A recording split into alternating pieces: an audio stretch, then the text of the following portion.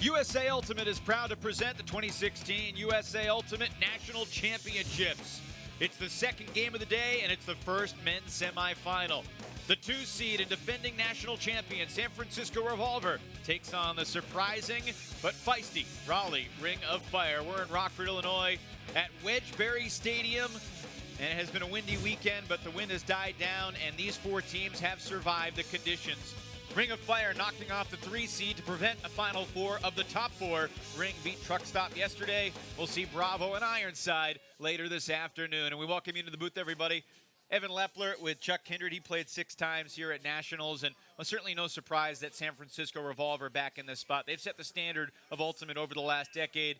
Raleigh Ring of Fire, a little bit of a different story, but they haven't surprised themselves. They haven't. I mean, they called the upset of Machine. They came in here and beat Truck Stop, which is an incredible upset, and they did it really confidently. They came up with a lot of fire, kind of rolled right over and brought all the energy, and you can tell they had the belief muscle in place. And Raleigh Ring of Fire, they've been around forever, 21 straight years at Nationals, their third time in the last 5 years in the semifinals, and they've always done it as an underdog.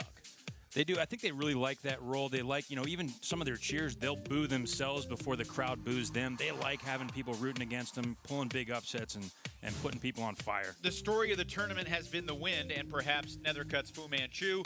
His throws in this stiff breeze have been the difference for Ring taking down opponents like Truck and Machine. It's right. In the Truck Stop game yesterday, he was the guy who was throwing big, high-percentage hucks. He was playing the wind correctly, moving his release points around. And it's funny how many guys make low-release throws going downwind. It really doesn't work, and he understands the crosswinds, the upwinds, the downwinds. Really a mature player. Chuck, you're well-suited to talk about the culture that San Francisco Revolver has built in the Bay Area. 4 national titles, 3 world championships. They've got a lot of great pieces together again. How do they do it? Well, yeah, they built it on that foundation of intensity, humility, and discipline. They attract top talent. They do things the right way, and they really develop talent. They've got a lot of homegrown Bay Area guys that have turned into superstars like Cassidy Rasmussen, Russell Wynn, and Joel Schlockett. Just incredible guys. Yeah, you could talk about the superstars, Kittredge and Rasmussen, or their great newcomers, Stubbs and Lindsley, but Schlockett is still just an engine to this offense, a utility guy who does a little bit of everything and does it with humility.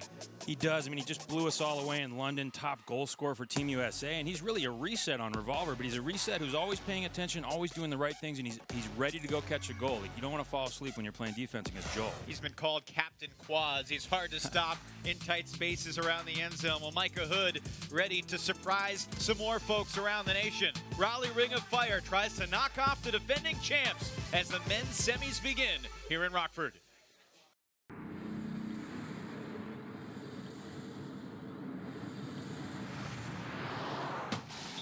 The 2016 USA Ultimate National Championships are presented by Discraft Ultrastar, the official disc of USA Ultimate. Discraft Ultrastar is now available at over 1,900 U.S. retail locations, including all Dick's Sporting Goods and Hibbett Sports stores.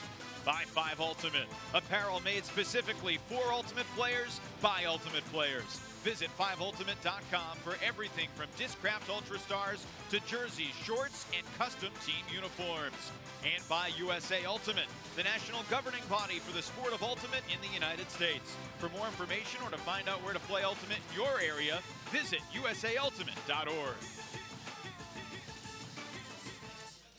Take a look at the starting lineups. Raleigh Ring of Fire beginning on defense. Allen, Taylor, Cisco, Fairfax, McAllister, Nethercutt, and Noah Saul. Very underrated. He has been an engine for Raleigh throughout the weekend, especially in windy conditions. Raleigh has tightened up his lines a little bit and relied on its stars in bracket play. Revolver, lots of familiar names. Higgins, Rasmussen, Mike Spear, a newcomer from the Atlanta area. Christian Johnson used to play for Ring of Fire, coached by Mike Denardis in college, with Schlockett, Schlag, and Eli Kearns, who has moved into the Ashland Joy, Robbie Cahill role as the king of the Revolver offense that we've seen through the years. Mike Payne, the head coach of Revolver, Mike Denardis, the head coach, 2 guys that, Chuck, you know very well, both of them. 64 degrees, a slight wind, but not nearly as ferocious as what we saw the past couple of days. You've been around Mike Payne, you've been around Mike Denardis. How would you compare and contrast their personalities? They're so different. They're both really detail-oriented, passionate guys who get a lot of buy-in, but Mike Payne is really a firecracker. He was an interesting guy to have as a teammate on Machine. He brings a lot of passion. He's got a lot of know-how. Mike DeNardis is the firecracker. Yes. Did I say Payne? Yeah. I'm sorry. First of all, definitely not Mike Payne. Mike Payne, he's one of those guys so polished, gets buy-in, really speaks to the program all the time, and he's one of those corporate faces, really a tremendous leader. Everybody wants to play for the guy, carries a lot of respect. Raleigh Ring of Fire's Justin Allen launches a gigantic flick pull. That disc soaring about 87 yards in the air. Received by Schlockett, centers to Kearns in his own end zone. Picked up by Nethercutt. Rasmussen chased by McAllister. Noah Saul now has Schlockett. And Schlag chased around by the veteran Josh Mullen.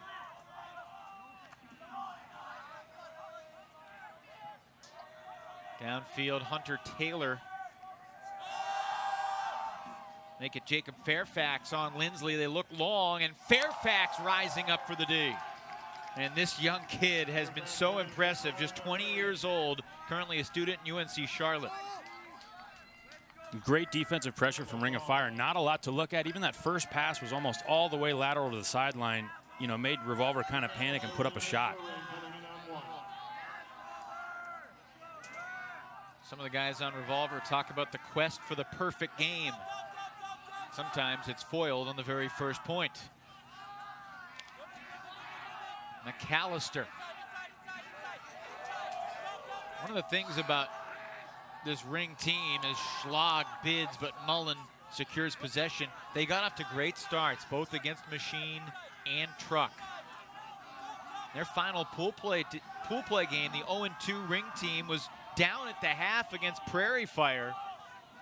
And since that point, they have been a juggernaut. Timeout Raleigh.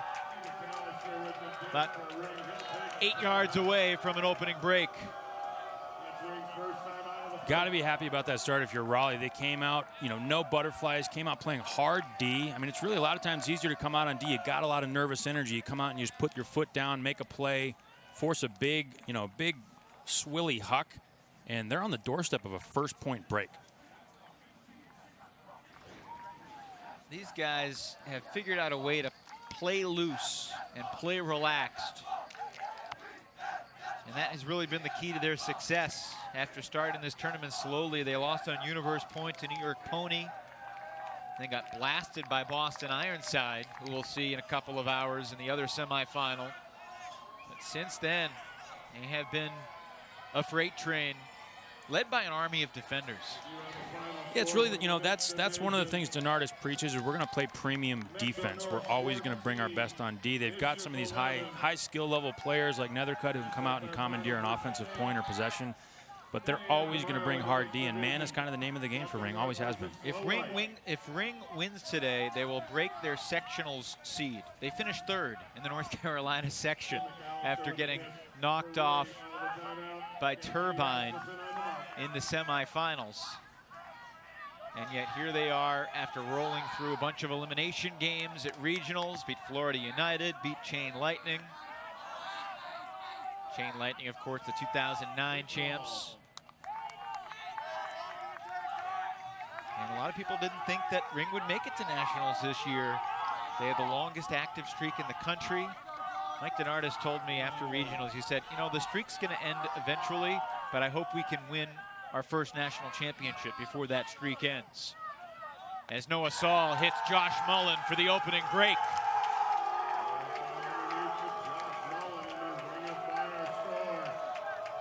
This team does not lack intensity.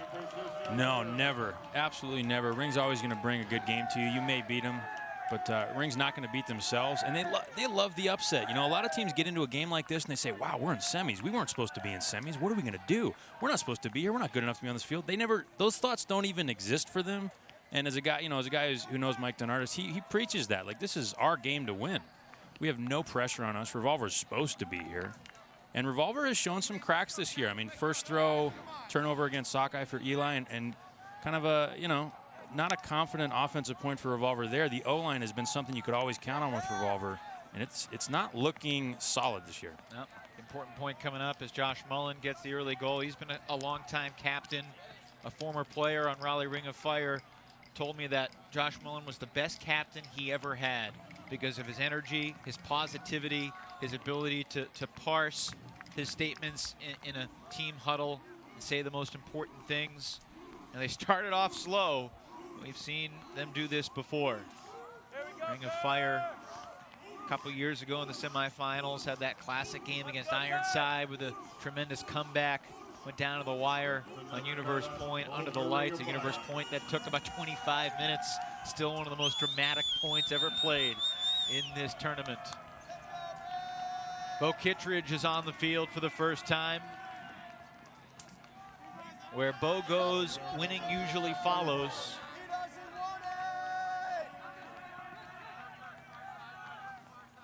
Chris Kasednar hits Christian Johnson. And Kittredge gets his first touch. Hunter Taylor's on the mark. To Cassidy Rasmussen, looking to the end zone. And it's knocked away. How about Jacob Fairfax, his second D in as many points, although this one might come back with a foul. So watch Grant Lindsley slow down here, establish position. Let's see if there's a foul. Definitely a little bit of contact. Hard to say that that's not just two guys going for the disc, though. And they often say that the players dictate how physical the game's going to be. If that's a foul, then there's going to be about 500 fouls in this game. It's probably true. And this foul is upheld because it was contact, and the players are going to determine that it's going to be pretty tight. We'll see how the game flows after this. Right. I mean, by the letter, there's contact that affected the play. Can't really argue that. I wouldn't call it, though. Grant Lindsley, a great player for Carleton College. Minneapolis Sub-Zero in the past. His first year out in the Bay Area. Kern's throw knocked away by Taylor. He was seeking Kittredge. Noah Saul. He wants Taylor. He's got him just shy of the goal line. Justin Allen. Lefties it to Nethercutt. And there was a pick downfield. Raleigh looking to go up 2 breaks in the opening minutes. Look at this layout. Another loose throw from Eli. He doesn't look settled in. He's one of those guys that doesn't have that gravitas that an Ashland Joy has. And he looks a little finicky, a little bubbly, not quite settled.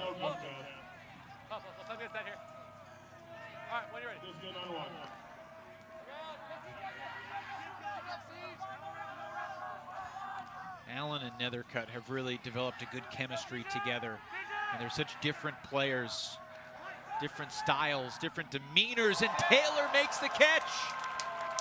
2-0 Ring. Hunter Taylor, what a fiery sequence for him. Just an incredible catch. This is a similar throw to the last throw that got D'd. Behind, not quite on the right angle. But look at this, just relocates the disc, stabs it in the air, and the kick spike to boot. They're ready to play here.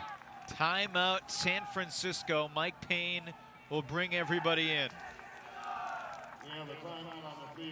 Noah Saul with both assists on the couple defensive breaks.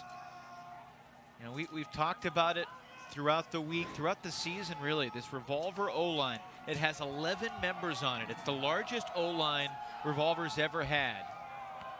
And we're so used to seeing Ashland Joy, Cassidy Rasmussen, Bo Kittredge, Joel Schlockett, everyone. We're so used to seeing them make it look easy. And this year, it just hasn't been as easy, in part because of new players, and in part because of Eli Kearns taking over that king position. It's a lot of responsibility. That role has a lot of responsibility. I mean, let's talk about something else. One of their new pieces is a guy who's perfect for that kind of role, and I'm talking about George Stubbs. Now, I'm not a coach, so I don't know what the right thing to do is, but if you want to talk about a guy who doesn't shake under pressure, who can drive an offense against any defense in the country, he's the guy who comes to mind for me. Nothing against Eli. I've been wondering whether we might see Stubbs play offense in a critical moment, but perhaps more than any other team in the sport, Mike Payne's Revolver mindset is to give everyone very specific jobs, very specific roles. This year, they assigned those roles earlier than they have before. And George Stubbs hasn't played with the O-line. He's played against him. Yeah, I'd be shocked to see him out there. But, you know, when I think of a guy who I would not want to be going against as a quarterback of an offense, I mean, he was just unbelievable in Boston. Cassidy Rasmussen takes charge this possession.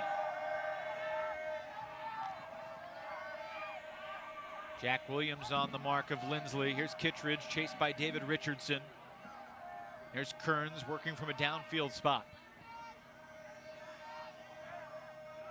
Been a tumultuous year for Bo Kittredge. He had a serious knee injury back in May, recuperated, played at Worlds, completed his professional season with a perfect record, and then basically rejoined Revolver mid-August. Kearns, well, he picks up the assist. Kearns to Schlockett to get Revolver on the board.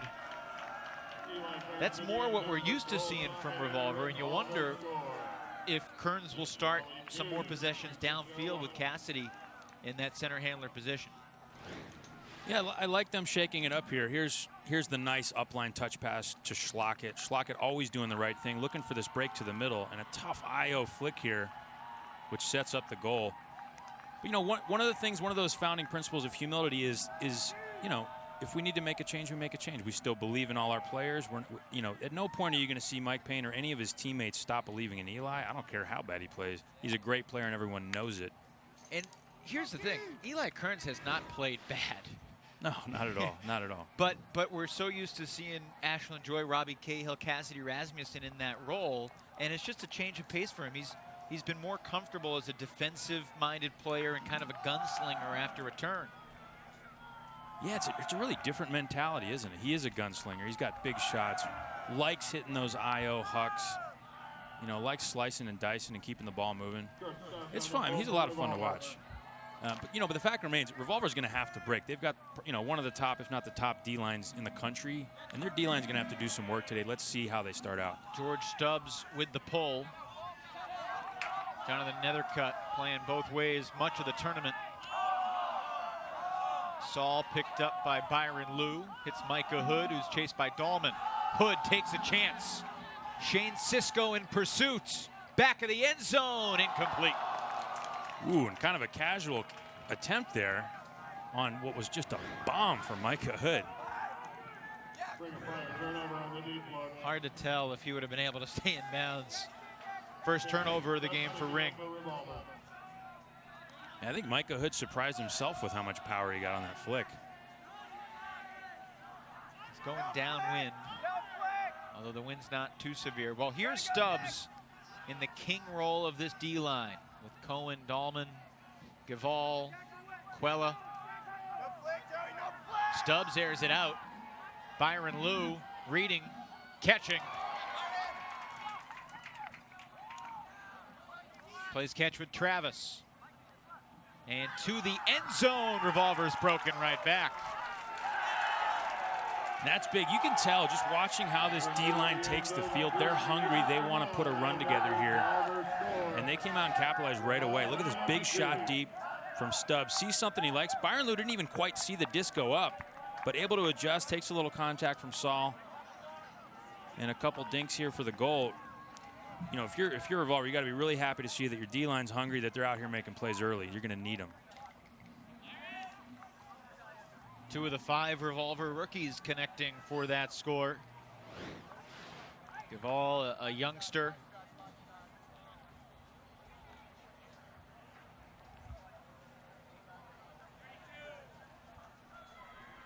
Yeah, Gavall's really thrilled to be on this team. You know, he's a young guy, Santa Cruz guy, and I got a chance to meet him last weekend, and he just couldn't be happier. He's soaking this up like a sponge. He's one of those guys happy to be of service in any way they'll have him, and you know, he's got to be thrilled to be catching the goal in the semis and nationals right now.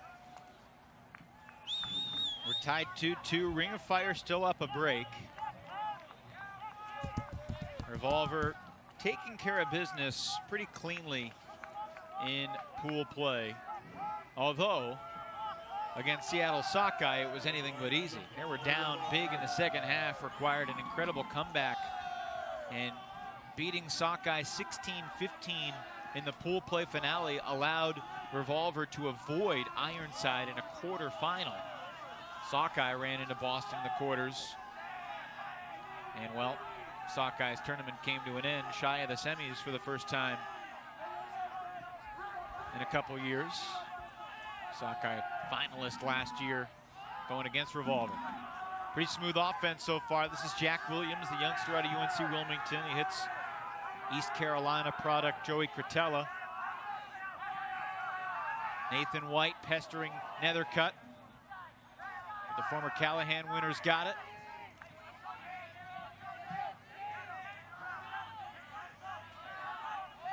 Oh, and there's a mistake. Nethercutt miscommunicating with Cretella just a little bit, and credit the handler defense of Sam Canner.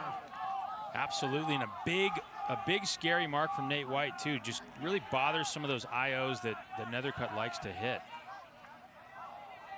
Here's Bayless.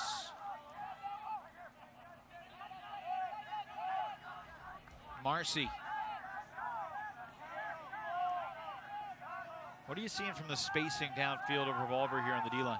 Well, I mean, they're being very disciplined. They're keeping that stack out of the lane, letting one guy cut at a time, you know, and not forcing it, being comfortable taking resets. It looks clean so far.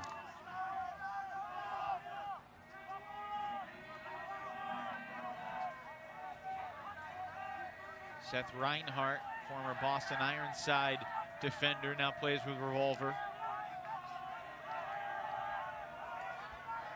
Pat Bayless and Jack Williams getting pretty physical downfield. Bayless gets the under. Here's Kevin Cox, marked by Saul Yannick, current player at Carleton from the Triangle in North Carolina. Hagan bumped by Justin Allen and maybe tried to call contact and contesting it. Allen claiming he was just holding his ground. I really like this matchup. Hagan and Allen have a lot in common in my mind. Both very, you know, very fiery, explosive, kind of smiling assassins, both of them, you know.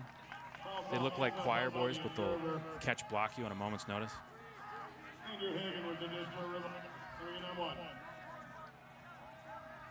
Hagan, a laser beam just shy of the end zone. Bayless marked by Yannick.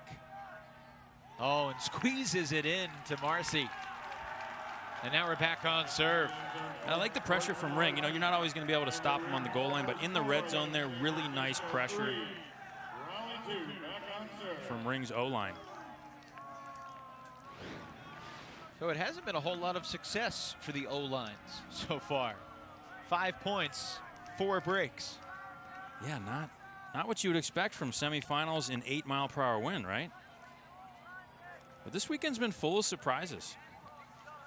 You see Bayless there is a little salty. I think he was getting bumped a lot during that point, and you know, there's some guys that respond well to that, and there's other guys that are small, and Pat's small. You talk about the surprises.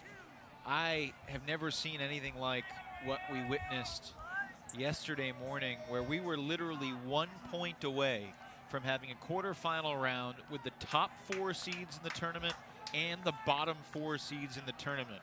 You had Furious George, Double Wide, Dig, and Ring all going up as pretty big underdogs, and 3 out of the 4 pulled off the upsets.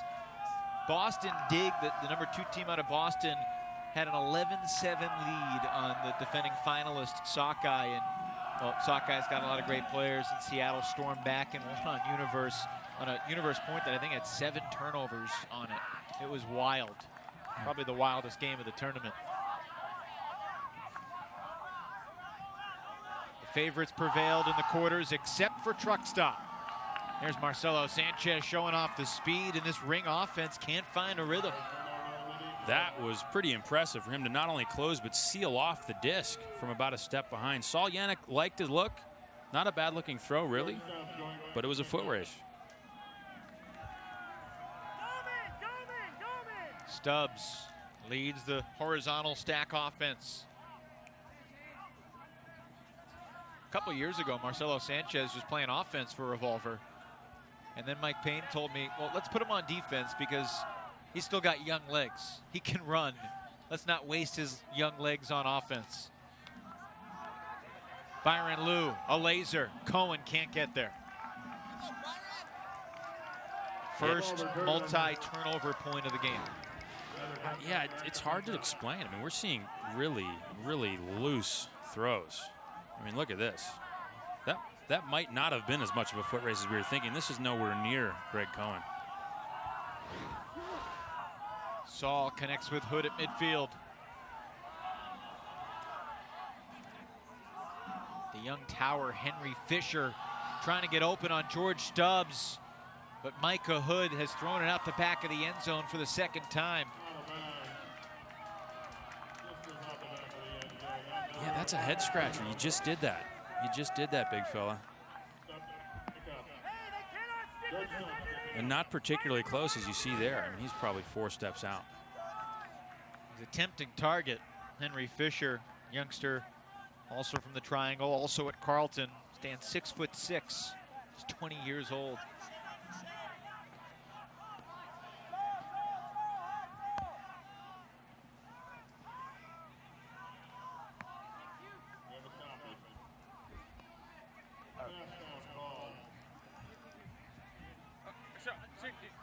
So he dropped acknowledging your pass count?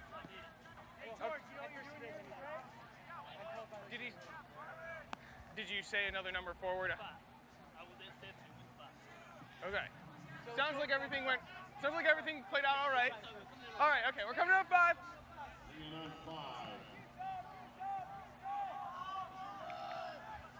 Reset for Stubbs. Another former Boston player, Jamie Quella.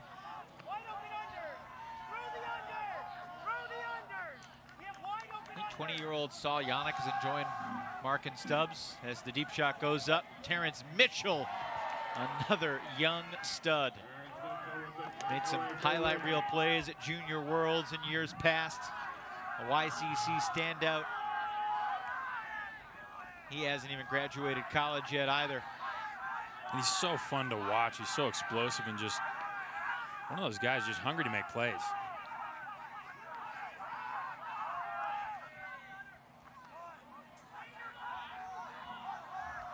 Nethercutt always dangerous when he's got the disc.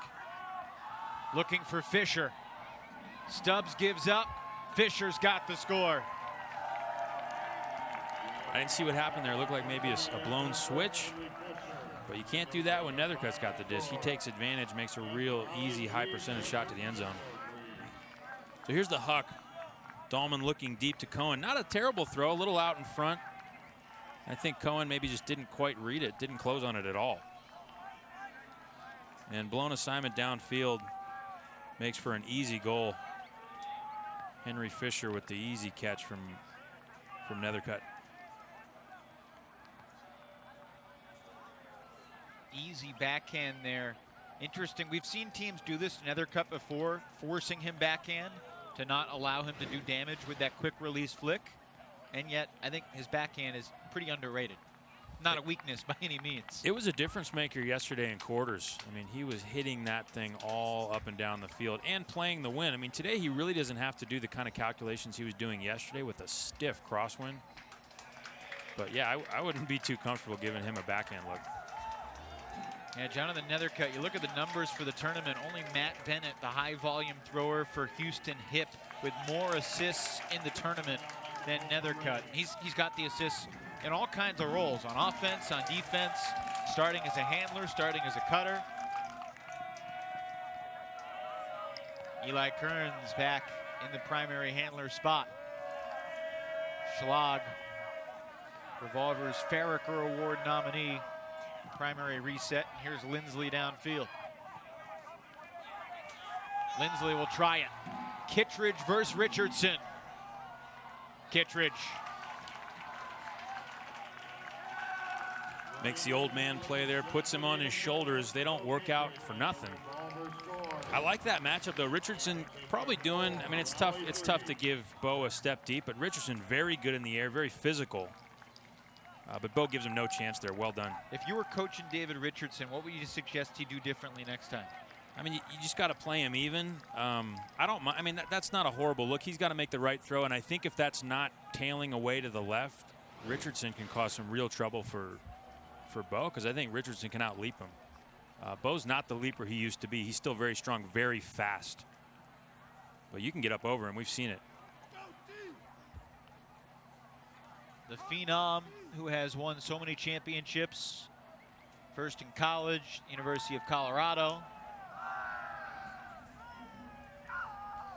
At the club level with Revolver, at the AUDL level with the San Jose Spiders and the Dallas Roughnecks, and obviously with Team USA, the World Games in 09 and 13. Revolver also won championships at the world level in 2010, 2014 at WUCC, back when they got to represent the USA at WUGC. And of course this past year, the All-Star American team with many members of Revolver on it, including Nathan White, who's on the mark of Nethercutt here. Marcy nearly got the D. Saul to Williams.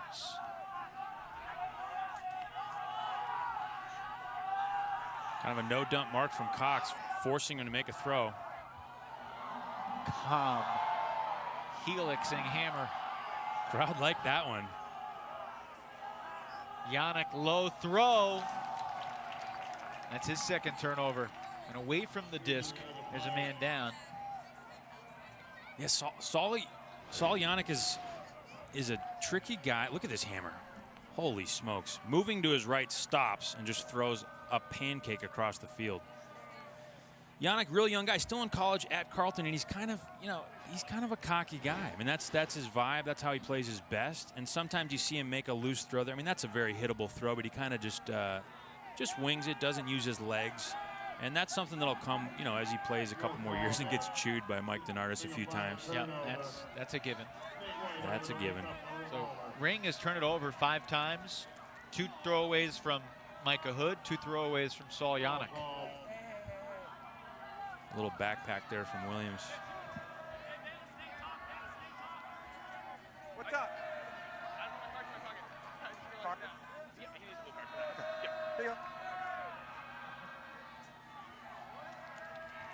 The first team misconduct foul of the game for the backpacking contact you talked about. It's probably a good idea. It didn't really have a play on the disc, and Ring, I know we shouldn't play on reputation, but Ring has a way of, when they start trailing in a game, of making you feel them on the D a little bit more.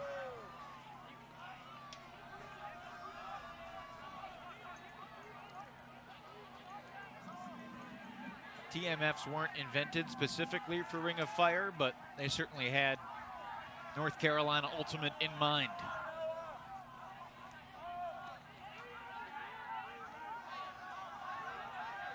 Cox, and a well-timed poach from Fisher. Very impressive help there. Saw that all the way. Looked like a pretty good throw. You can see just from the right side of your screen, Fisher serving as that last back presence.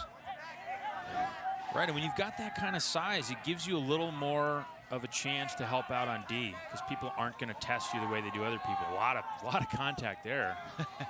No contest from Canner. Canner not trying to stop for even a split second. And now Mitch Dengler, the observer, is going to give Canner a TMF. Sam Canner thinks if you smile really big, you can't get a TMF. No more of that, as Mitch Dengler dictates the justice.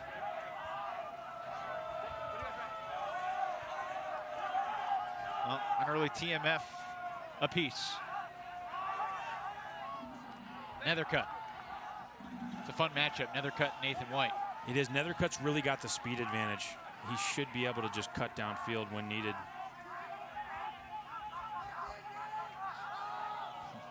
Cheeky lefty reset. Hammer over the top. Fisher. Wow. Those are the types of drops that could decide who goes to play tomorrow. 10 seconds.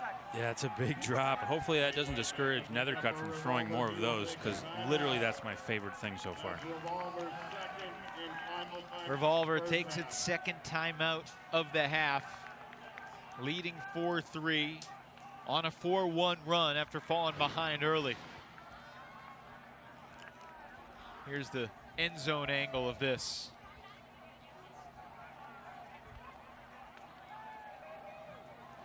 And a tough break for Ring of Fire.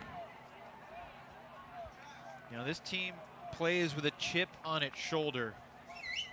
A community in North Carolina that really took it personally when none of their members were taken on to Team USA. Noah Saul, Jonathan Nethercutt, a couple others participating in USA tryouts. And the Carolinas were really the one high-level ultimate community that was denied entry on a Team USA, and you know, they're playing with that kind of anger and bitterness a little bit too, trying to prove themselves one play at a time. That's well said, and they're doing a great job of it. There's no denying the fact that these guys are at the top of the heap. And Justin Allen, I mean, he hasn't even really broken out yet this game. Wait to see what he does.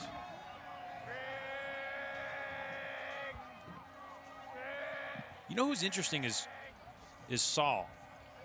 You know, you watch this fiery team that's very hard on their sleeves kind of guys, and then you see Noah Saul always there, always doing great things, but not flashy, not necessarily upset, just winning every time.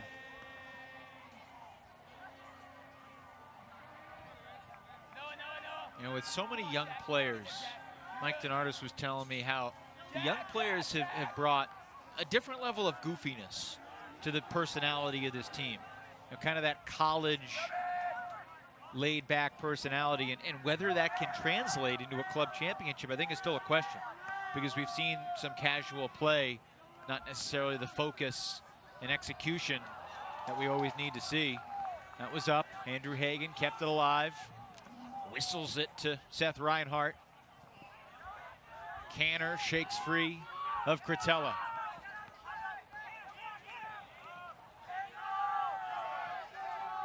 Bayless breaks the mark. White makes the diving catch. A 5-1 run for the defending national champions.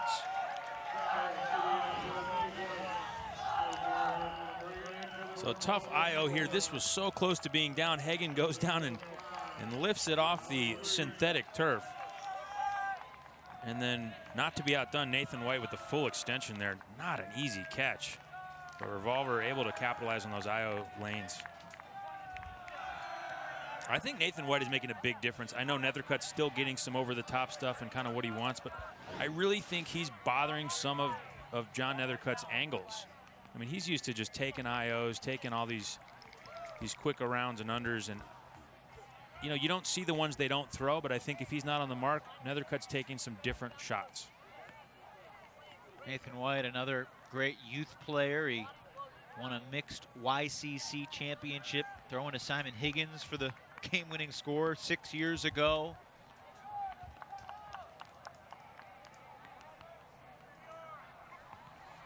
On Team USA Open team this past year, along with Cassidy Rasmussen.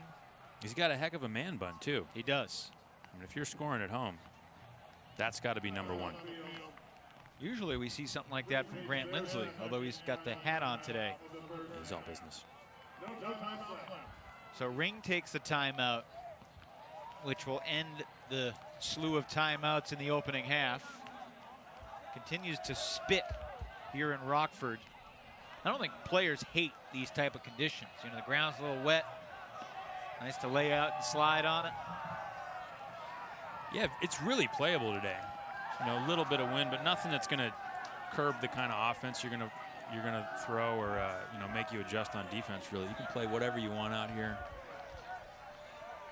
And I'm really surprised at the turnovers. I heard some folks say that, you know, like when Nationals used to be in Sarasota every year, everybody knew what you were going to get. Lots of wins. So everybody started preparing for that. There was no question what kind of O&D you're going to be running. And I don't know how many people were ready for the wind in Rockford this year, just because people have never been here, you know. And I think people were unprepared to play in that kind of wind. Today, however, pretty mild, and we're in the stadium, which shields you even more.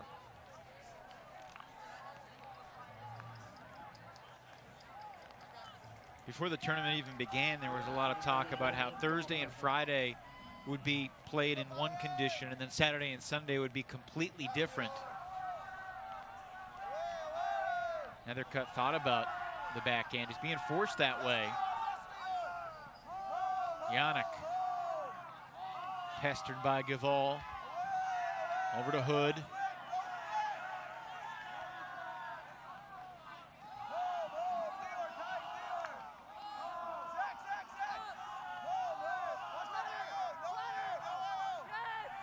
Great pressure downfield from the Revolver man defense.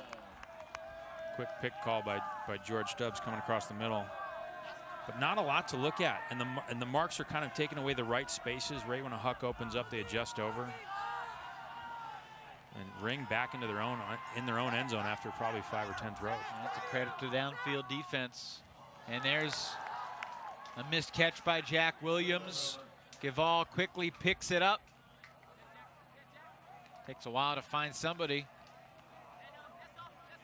Stubbs, who took a year off from competitive ultimate, still looks like a dominant player. Greg Cohen seals the break.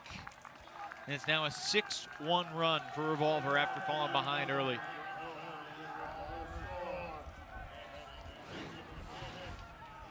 So throw through the middle after many, many contested cuts downfield. And finally, Revolver gets the break. A nice patience here. I mean, how many years now, Chuck, have we seen Revolver's D-lines really wear down the opponent? I mean, it's the hallmark. I feel like if you're going to be a champion in this sport, you've got to have the best D-line. It's kind of like in hockey. If you're going to win a Stanley Cup, your goalie's got to be on fire. Starts with defense, always starts with defense. And they look pretty relaxed right now. They think they're getting exactly what they want. Greg Cohen has gotten a lot of tutelage from Bo Kittredge. Careful with that. You don't want to get too much tutelage from Bo Kittredge. He's going to have a great memoir when it's all over. Bo? Yeah, definitely check out his biography. Whoever writes it, well, better be ready. If it's a memoir, he's going to write it. Oh, is that how that works? Can we take that again? Can we roll that back? I've had a lot of conversations with people through the years about Bo Kittredge. He's an eccentric character. He's 21. He was 21 about 14 years ago. That is an error. But from Alaska, you know, he spent obviously a lot of time in Colorado, moved to the Bay Area. He recognizes his role in the sport. I mean, he's pretty privileged to have had some opportunities to focus on Ultimate, but he continues to train like he is 21. You know, he's still got that engine and passion. Well, if you want to extend your career in the sport, there's no mystery as to how you're going to do it. You're going to do it by training like a maniac and doing it intelligently. Justin Allen airs it out. Kevin Cox versus Joey Cretella. And Cretella won the position battle. Wow. Great position.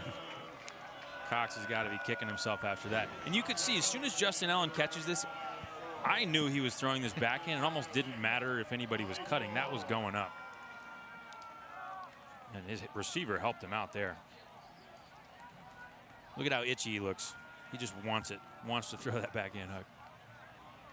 I was watching a point yesterday, similar backhand hook for nearly a goal by Justin Allen, but the sideline was yelling, "Not a hooker, not a hooker." And you could see it enter into his ear, go to his brain, and then you could see this smirk on his face. And there's no question the backhand hook was going up. Joey Cretella has played defense primarily for Ring for so many years, but now shifting to an offensive role. And, you know, it's his defensive abilities on deep shots like that that enabled him to make the catch. Yeah, that's a library card. That's all that is. Sealing off Kevin Cox, who is talked about as one of Revolver's top defenders.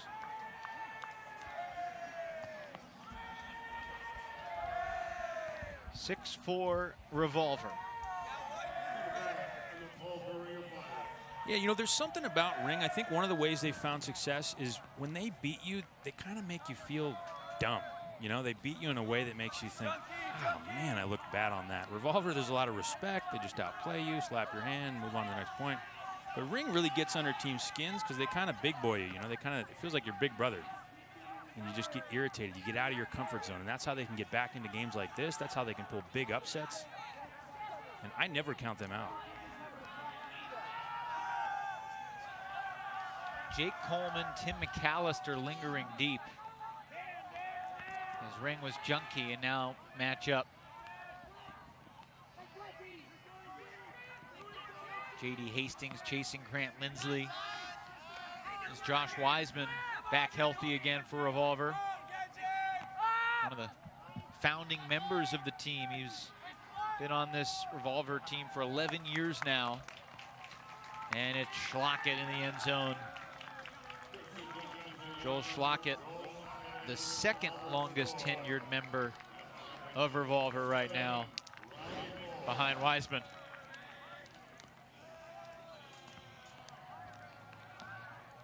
You played with Josh Wiseman back in the day. I did, yeah. Just super steady. One of those guys, real nice throws in the wind, and he just has been torching guys deep for over a decade. One of those guys you do not want to be in a foot race with him. The rain has started to fall here. You might not be able to see it on the camera, but that might change things. And you can see I believe the reason that forehand wobbled from Christian Johnson for the goal probably had to do with the fact that this disc is wet. Wasn't the smoothest throw Christian's ever released, but it worked. A couple goals for Schlockett.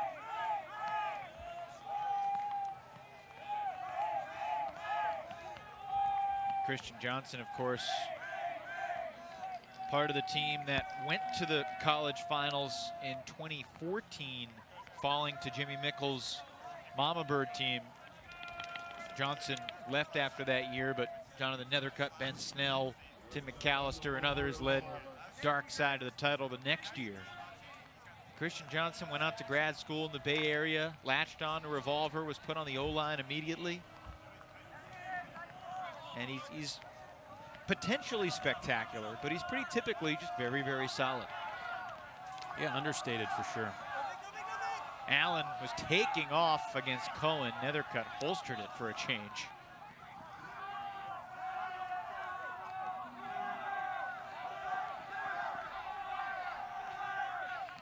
Couple looks downfield that Ring has played cautiously.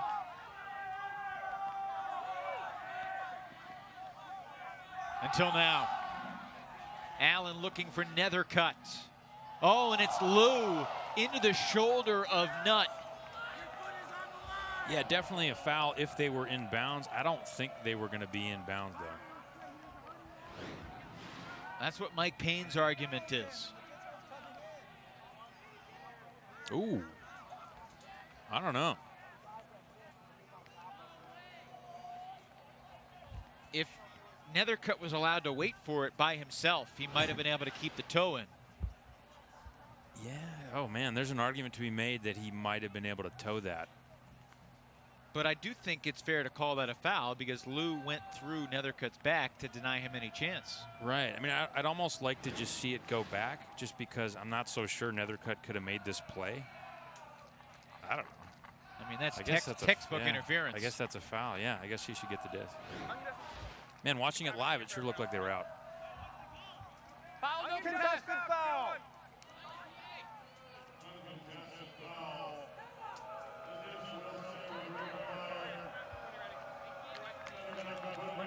Nice job by Nethercutt to keep position and keep his feet in bounds.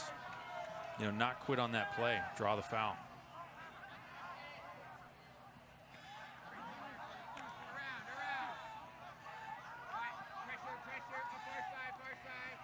Yannick with a left hand to Mitchell. Boys will be boys. Yannick having a good time out there. Throws a quick little left-handed dish.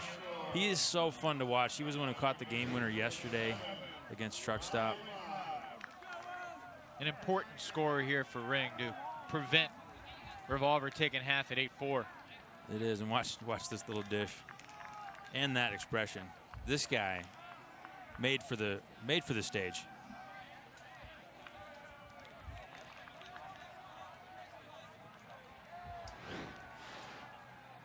Well, there's Terrence Mitchell.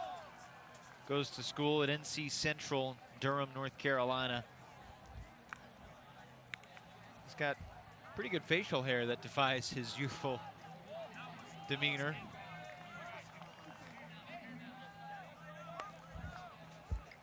Yeah, he's a fun guy.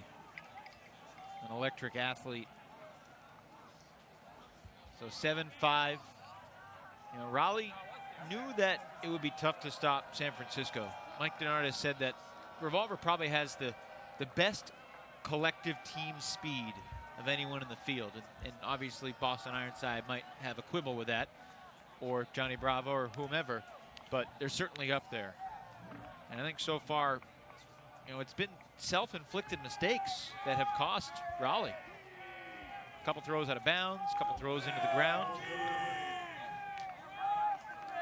Right, it's a tricky balance because you want them to play loose and take their shots, because that's really how they played their best. Every team is different, and that really is how they played their best, when they're loose and they're having fun and they're taking their shots. But I agree that, you know, if there's a way to tighten the screws a little bit, there's no reason they can't be even right now. Rasmussen for Lindsley. Incomplete. The presence of Hunter Taylor did enough. 100%. Taylor is in the area. Lindsley's in his head saying, man, I don't want to get beat again. Goes up about a half hour too soon. Saul, Hastings, McAllister, Richardson, Allen, Taylor, and Jakeem Polk. Young man who is a Division II cornerback on the football field at Wingate University in the Charlotte area. He has unreal athleticism. And he's just learning the sport. He's playing here in the semifinals at Nationals. Yeah, talked to Mike Denardis about him yesterday. Said he's probably a year or two away. And on defense, he's not quite to the point where he knows exactly where to be. But he makes up for it a lot of times with his athleticism. He's so fun to watch. And yet if you took a flyer on Jakeem Polk to make the highlight of the tournament, it wasn't a bad bet. Here's Hunter Taylor with the highlight of the game so far. The horizontal happiness for Hunter Taylor. 7-6 on a critical break. Just a ridiculous. Watch him take off. Grant Lindsley in the right position, a perfect throw, and watch him explode to make this catch. He's making his mark against Revolver. And Hunter Taylor, all business. He gets up like he planned to make this all along. It's just another day in the life of Hunter Taylor, folks. Catching layout goals in front of Grant Lindsley after intimidating him at the other end, and then this. And I've seen a lot of curious celebrations this weekend here in Rockford. Probably none more so than the gentlemen of Pride of New York, a team from the Empire State known as Pony. I wasn't really able to understand what they were doing after they scored. Oh, yeah? But that's pretty typical of them. Yeah, I mean, they're on the cutting edge. New York City is at the front edge of every new artistic area, and spiking and celebrations just add it to the list. So Revolver's still up a break. And the O-line will try to take it to half right now. Schlag, Rasmussen, Higgins, Kittredge, Kasednar, Kearns, and Johnson. 7 on the line for Revolver.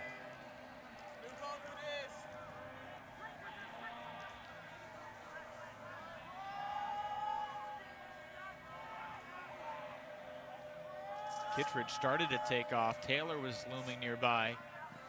Would love to see that go up. Yes, you would. Taylor against Bo Deep. Yes, please. We've seen Taylor rise up over some of the best deep cutters in the sport. So far, Kittredge has been a decoy on this point. Now he comes for the under. Higgins to Johnson. And Revolver, after trailing 2-zip, takes half, 8-6. A very impressive response from Revolver, and they did it with their D. Hard to argue that they don't have the best D lines in the country. And here we see the offense taking what they get. Simon Higgins gets it, nice crisp pass to Christian Johnson, who breaks right at the right moment and stings some of his old comrades from North Carolina.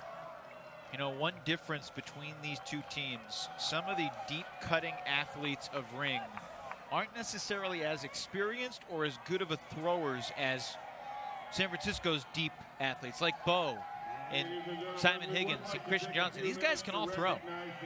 Yeah, really pretty touch. I mean, if I had to guess, I'd say that's because of that program perspective that Revolver has. They're really committed to developing talent and creating complete players and not just slotting you into being, you're a deep. So all we need you to do is catch and dump, catch and dump. Mike Payne talks about once you're a member of Revolver, you're always a member of Revolver. You're still allowed at practice. You have attended Revolver practices. You played for the team back in 2008. And you still, I don't want to say you coach the team, but you consult occasionally in the mental skills department.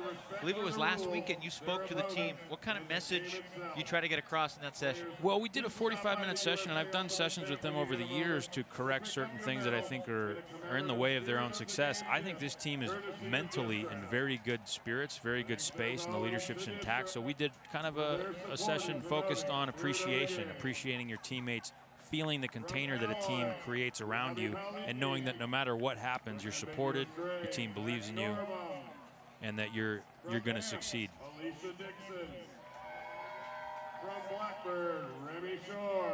So it's 8-6 San Francisco, leading Raleigh at the half. Back-to-back breaks in the opening moments for Ring, and then it was really the Raleigh offense that made some uncharacteristic turns. You have to give credit certainly to San Francisco's defense as well for making the difference. And we're joined by Mike DeNardis down on the field. You got off to a great start. Then San Francisco, as you knew they would, threw a counter punch. What are your thoughts on that first half? You know, this whole weekend we've been a little bit sloppy, and we talked about, you know, I think what people have been saying, we're dragging teams down, and that's in our game plan. And you know, we like it gritty, we like it ugly, and right now it's a little ugly, and we're making a little bit too many mistakes, but I think this is the place we want to be. We want to be in a physical game, we want to be in a little bit of a battle, and we want it a little bit sloppy. Hey, Mike, how do you strike that balance? You guys are a really, energy-first team. You bring out a lot of fire. You believe in yourselves, and you want to kind of play loose and play fiery. How do you try to strike that balance of tightening the screws but also being loose? Well, obviously, you see our sidelines. I think on the field, the intensity's there, the energy's there in the right places. On the sidelines, we try to keep it as loose as possible. So when those guys come off, good or bad, we're in a good spot. Can you give us a quick sense of what your game plan was against Revolver's offense coming into this game? I mean, I think you could see it. We're flattening the marks. We're trying to bait some of their hucks, and they're connecting on some, but they're missing on some. We noticed that Cassidy and Grant are big pieces of their offense, and we're taking away a lot of those underlooks for them and challenging them to throw those deep. And I think we have 3 turns on Grant, which was in the game plan. Unfortunately, we're a little sloppy with the disc right now. Well, you've got some young players, Jacob Fairfax, Hunter Taylor making some plays for you. Best of luck in the second half. Look forward to see what's in store, Mike. Thanks, guys. Thank you, Mike DeNardis. Been very successful in the coaching ranks, both in college and club, and he's got plans to take Ring to its first national championship. But it's the defending champs from Revolver, looking for their 5th title in 7 years that lead at the half.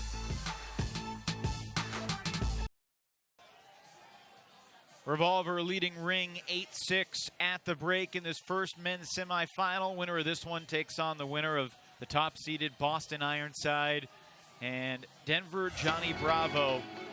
Later today, we'll see Gibson versus Mickle. That's going to be fun. There have been a lot of good individual battles in this game so far too, Chuck. Yeah, Grant Lindsley taking it on the chin a little bit from these big guys from Ring.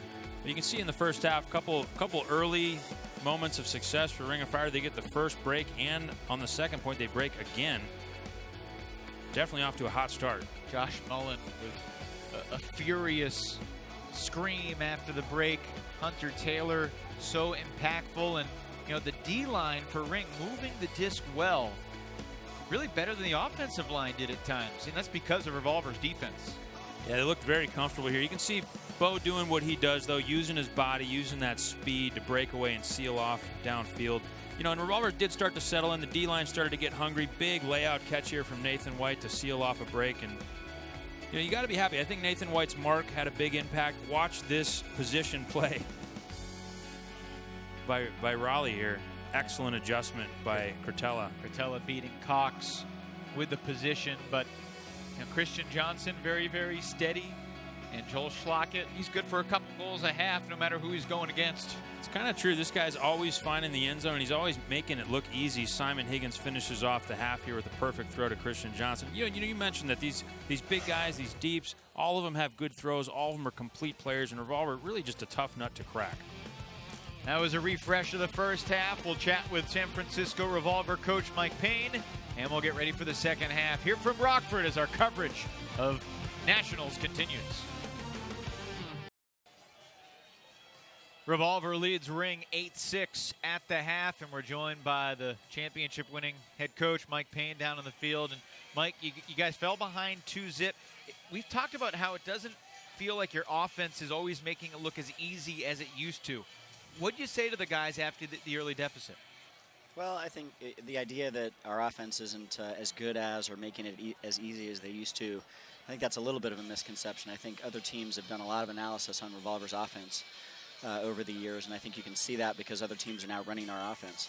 So I'm not too surprised that teams come out with some, you know, different looks against us, and that can cause us to have some hiccups in the first couple points. That's what happened in those first couple points, and frankly, we didn't execute our game plan.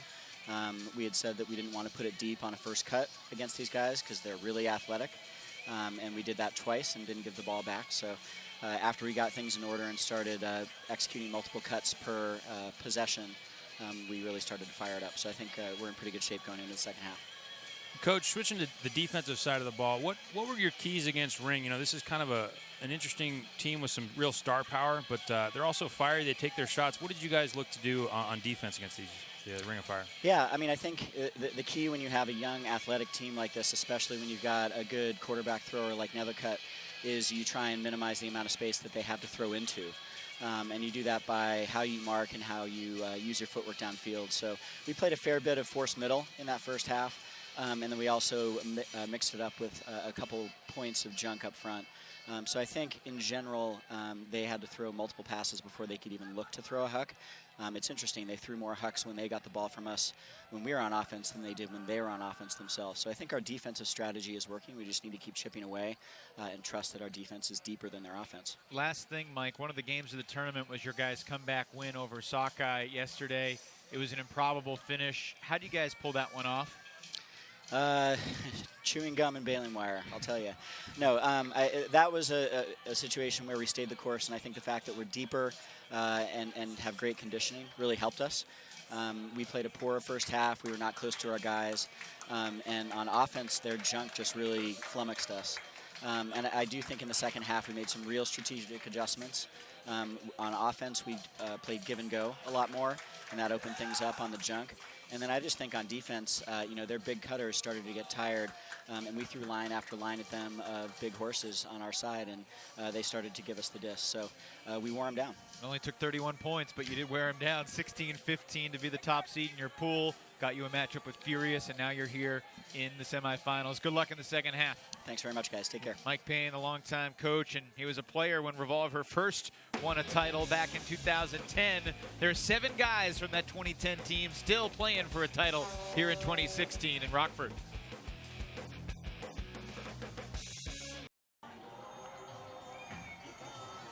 Quick reminder of who scored the goals in the first half. Taylor and Schlockett with 2 apiece for their respective teams, and Noah Saul, Patrick Bayless doing plenty of the dishing for both Ring and Revolver. As we begin the second half, Revolver leads 8-6. Ring is receiving, so a chance to get back within 1. And for Ring of Fire, you talked to Mike DeNardis about this, but if you were advising them, do you think they have to be gunslingers, or do you think they really have to try to holster it and be a little more patient? Mike, I think they got to be gunslingers. That's who they are. I mean, you're not going to win by changing the way you play. You know, but a couple of your quarterback guys can say, hey, you know, take the open shot, move the disc, set up your deep shot. Don't just take it on the, you know, the second pass from a flat-footed stance. A really great defense from Jordan Marcy preventing that first throw, and then it's Nathan White canceling the huge huck from Nethercutt.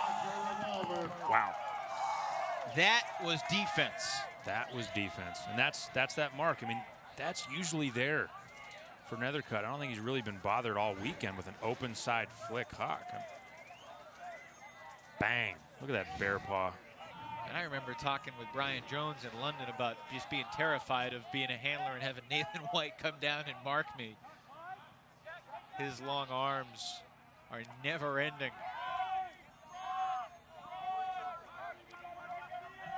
White to Canner, he's in. An early statement to start half number 2.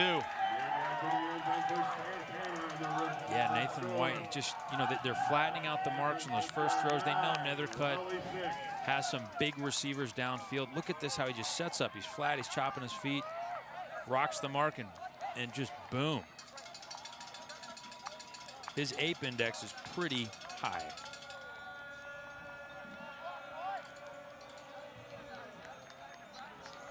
You could see the facial reaction of Nethercutt too when White stuffed him. Yeah, he knew that was silly against a flat Nathan White mark. I mean, you're telling the Nethercutt, you've got long arms too. It's one of the things that's made you successful. You're used to getting that type of throw off. Yeah, you can see how Nathan White, though, he doesn't just leave his hand out there. Some guys on the mark, they'll just set their hand there and hope that you throw into it. You know, Nathan really like swung it up from down around his ankles. So you don't quite know if, you know, because a guy like Nethercutt in this win could move that disc around if he needed to, but you don't know where his hand is going to be. White and Nethercutt will have a lot of battles, you'd think, over the next decade. They're both 24. That's unbelievable. The talent, so young. Speaking of young talent, Saul Yannick centers the disc to Nethercutt. This time, Zach Travis on the mark. A high backhand to Williams.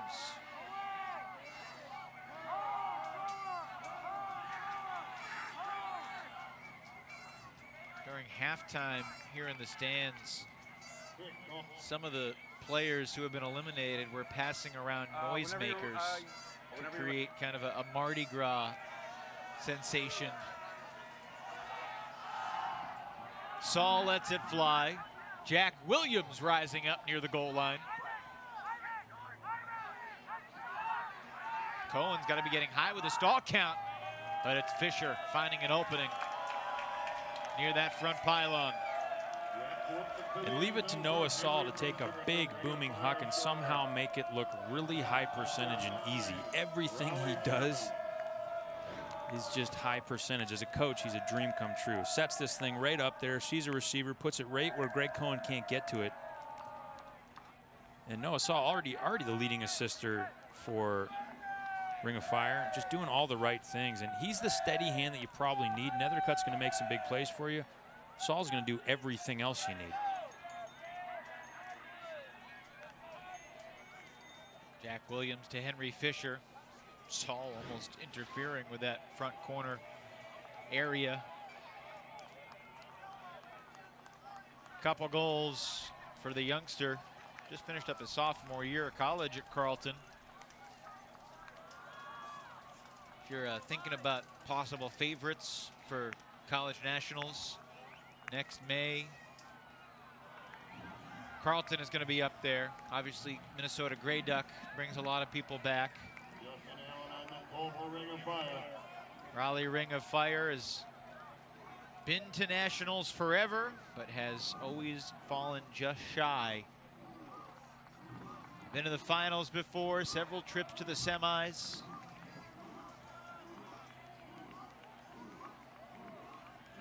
Still looking for the Holy Grail.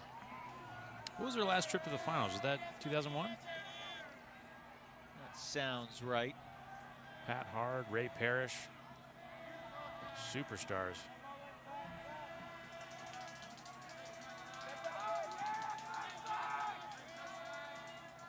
(2002). 2002. Lost to Furious George of Vancouver, 17-12. That was a funny year. A lot of the American teams regretted allowing the Canadian teams to come to our nationals because they just started winning them. Very insulting. Furious George won 3 times in 4 years. Rasmussen can't get there.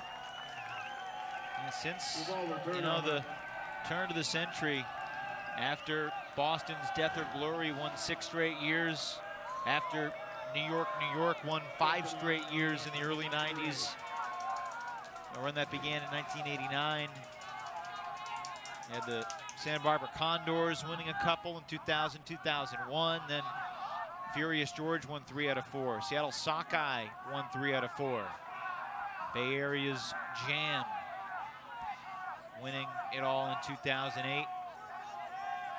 This young Revolver program that had never won a tournament before regionals in 2009, then went all the way to the finals in 09, lost to Chain Lightning. An exciting game in Sarasota. Dylan Tennell, Josh Zipperstein, a young Josh Marquette, or a younger Josh Marquette. Not sure if you characterize as young 7 years ago. As this throw goes up, and Rasmussen may have done enough. It may also be a foul with Josh Mullen. Yeah, hard to tell from this angle how the contact happened. Rasmussen's in a much easier position to make a play here. Receiver's kind of blind, so Mullen comes crashing in here. Interesting. It looked like Mullen got first touch. So the question is, did he just miss the catch? Oh, that looks like a foul. And they're going to call no foul. Yep. Interesting. Looked like the contact was right when Mullen touched the disc. I'm not sure I agree with this call. Sure does.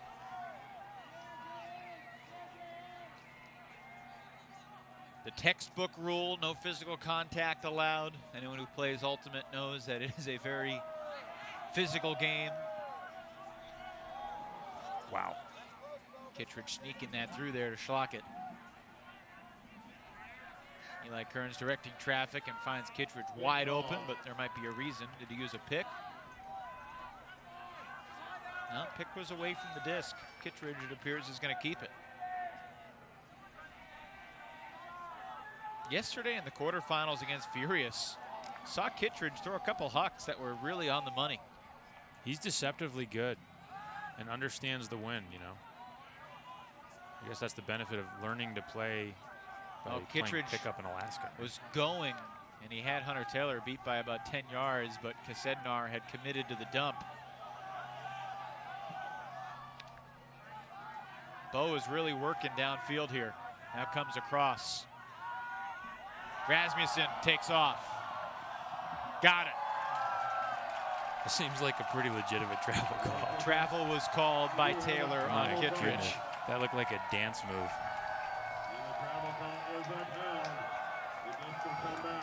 Let's take a look. So he catches his coming under, and then watch this thing that just happens. Pretty easy call for the observer. So you're saying that he traveled before setting his pivot foot? Because it looked like on the release he kept his left foot planted. Oh yeah, he just rounded the corner and started galloping downfield before he yacked it. Gained some unnecessary or unallowed yards. If you call it a close game, you could probably get Bo for a travel anytime he catches it. But that one gave him a clear advantage. That's kind of the distinction in my mind. Sometimes the footwork's not right, but that was a clear advantage. Great mark by Allen. Cut off the angle on Lindsley, who had Cassidy Rasmussen open downfield. I'm really enjoying watching Justin Allen and Grant go at it downfield. Awesome matchup. Similar builds and speed. And both alphas in the lane.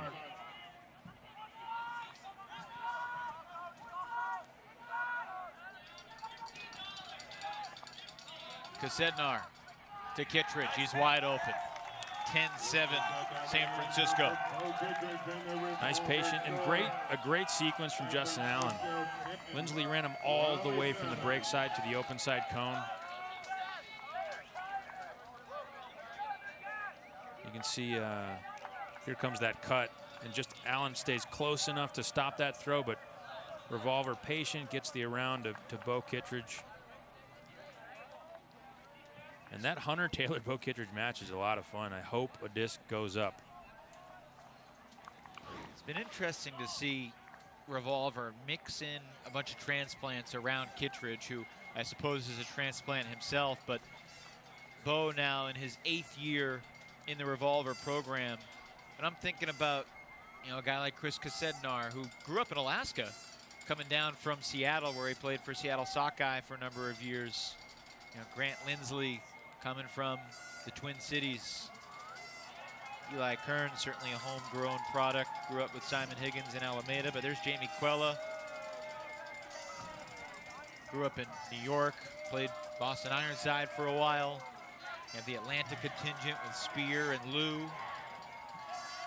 And certainly infusing new blood into a team, it changes the dynamic of the team. And you have to have that evolution, don't you? You have to, and it's interesting to see Bo Kittredge in, you know, the second half of his career as a guy who can be that glue, who can draw talent in and be a leader. I mean, for those of us who were around at the beginning when he was playing Bravo and playing in Colorado, I mean, he was a cowboy, and he wasn't a guy that I would ever pin as a potential leader or an anchor for your program, but that's what he's become, and it's really incredible because he's still the same character he used to be. Were you teammates with Bo back in 08? Come in one. No, he came in 09. Okay. So I've played with him a few times here and there, but I've mostly just gotten destroyed by him like the rest of the population. So you're not alone. Yeah. Well, that throw rising on Saul. Mitchell attacked it early enough to prevent Hagan from soaring in to make the defensive play. Here's the 7 players who were still on the team from the 2010 title team.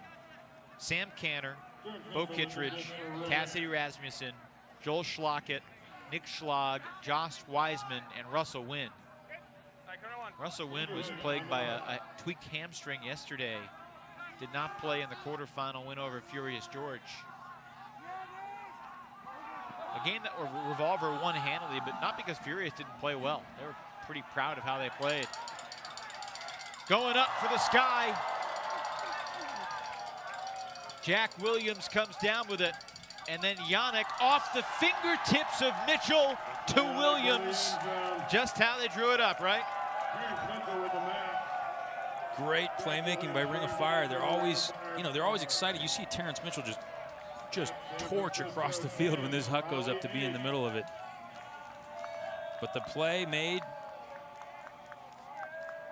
kind of sandwiched the defender there. Jack Williams gets the disc, and then watch this cheeky throw from Yannick that's macked by Mitchell unintentionally. They're having a good time. Oh, that facial expression on Williams when he thought, on Terrence Mitchell rather, when he thought he screwed this up. Look at this.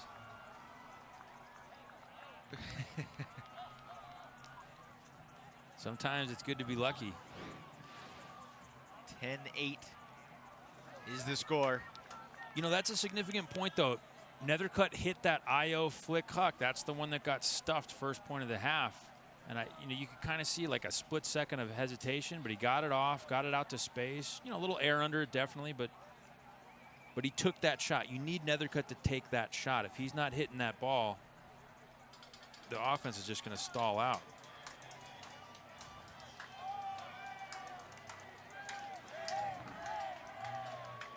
A little Johnny Cash played here at the stadium.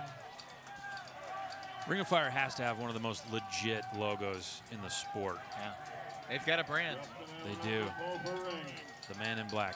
Been around since 1989. And yet they have so many new players this year. 12 first-year members of the Ring program in 2016. And some of the long-time staples, Dave Snoke, Taylor Pope.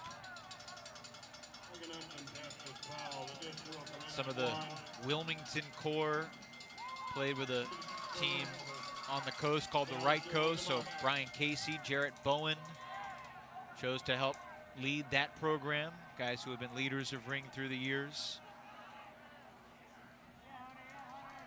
Dennis Teresi moving away. He's back coaching this weekend. Jakeem Polk chasing Joel Schlockett around, and the denial leads to a turnover. And then Tristan Green, well, he may have called a foul here. It's ripped away by Eli Kearns in the back of the end zone. Tristan Green with an awesome D. Little excited on the ensuing play, and it looks like Schlag is not happy with the call. Look at this dump D. Stops on a dime, and a great mark from Tim McAllister sets that up. Nothing to do downfield. Steps around here. Man, I don't know about that. Come here. You coming here? Is it rolling? It's a foul. Interesting. Looks like he threw right into his body. Yeah. I don't know how that's a foul. Really close call. Hold up, hold up. Saves Ring. Everybody good? What would have been a very costly mistake is it looked like Tristan rushed that just a little bit. Yeah. Yeah, it looked like a bad throw. Gets the reset for Noah Saul. Oh, and then Green stumbled on his reversal cut. I mean, discs don't lie? Is that what we just saw? That's very possible.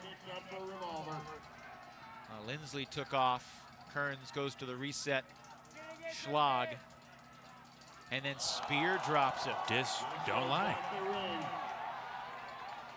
The disc is very uncertain right now. Welcome to college regionals, everybody. Another call here.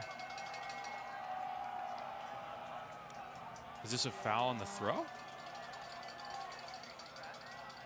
I could not see through a lot of eyes. Let's see.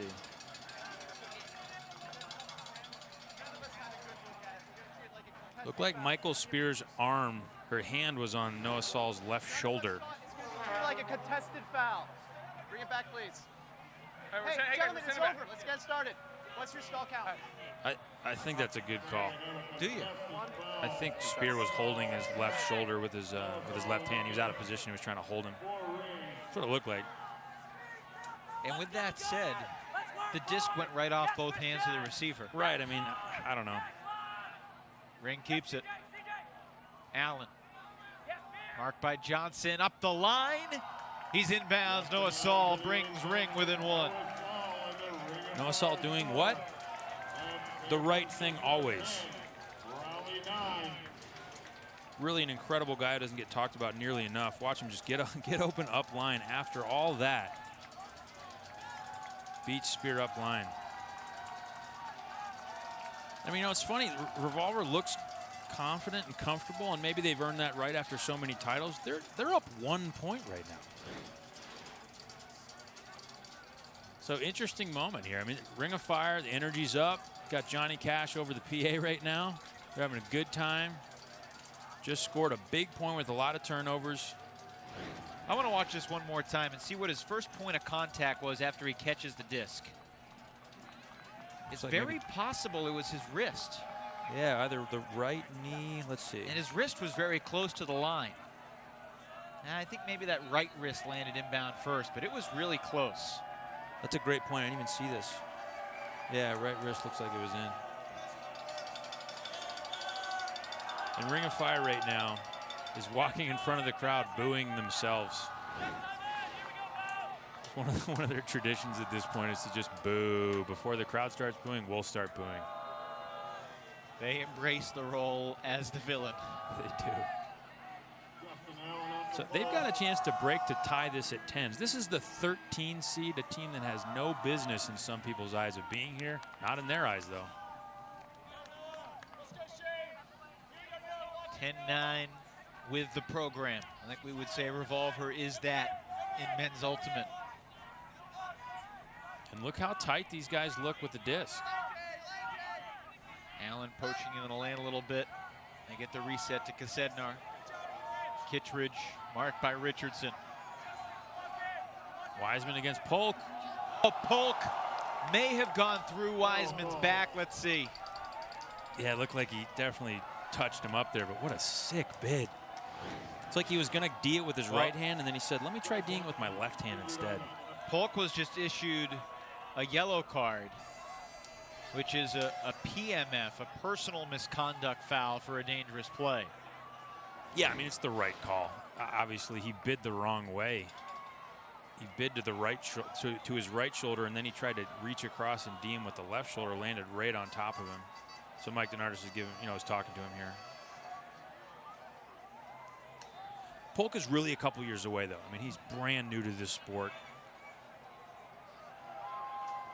He knows when the disc goes up, it's time to make a play, but he doesn't quite know how to make it. And hopefully Josh Wiseman is okay. Took some serious contact. Josh Wiseman, 33 years old. He'll be 34 in December. Oh, geez. No weight on his left foot whatsoever. I don't know if he turned that ankle. Hopefully it wasn't a knee. Sometimes when a guy lands on your back, all kinds of things can get twisted up. Ushered to the sidelines by Lucas Dahlman and George Stubbs. Take a look at the ankle here. Kinda got squeezed back there, maybe. Yeah, I'm not sure if he rolled the ankle, or if Polk kind of rolled up the back of his leg. A lot of times that can torque the knee. Let's see the left side here. Landed hard on that left knee. Yeah, hard to see. I didn't see a twist necessarily. Revolver trainer Malika Anderson looking at Josh Wiseman on the near sideline. Meanwhile, Rasmussen with the disc marked by McAllister. Cassidy Rasmussen's had an interesting season too. He was plagued by injuries through much of the spring and summer. Wasn't 100% in London, but still was one of the primary initiation cutters for the American team that beat Japan in a thrilling championship match. One of the great ultimate games ever played, in my opinion. And there, Schlockett, who was the leading scorer in that game in London, gets the goal. Noah Saul through the contact. Wow. I thought Saul had that D. I don't know how Schlockett does this stuff. Wow, perfect.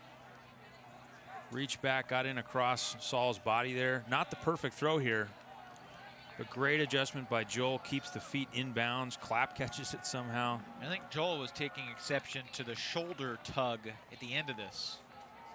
Yeah, it could be. I'm not sure who he's looking at there. A little bit of contact on the first cut. And I think if Joel had a blue card in his pocket, he might have wanted to pull it out there. So since he doesn't, he was looking for an observer. Yeah, maybe so. 11-9 though. That's a big point. There was a lot of pressure. Those resets looked a little shaky. Lots of pressure behind the disc. Nothing really to look at downfield, and they had to just work it and dink their way down the field. But Revolver did it, and that was big. I mean, that was, for me, that was a moment. You know, Raleigh just scored. Lots of pressure on D. All it takes is one error from Revolver, and Raleigh can tie this thing. But now we're up. Now Revolver's up 2. Schlockett, one of the 7 guys who was on that 2010 team. Revolver beating Ironside in the finals that year in Sarasota, and then beating Ironside again the next year. Revolver really could have won again in 2012. They beat Double Wide in the early stage of the tournament, but lost in the finals. George Stubbs turns it on, deflects it. Micah Hood, though, catches the ricochet.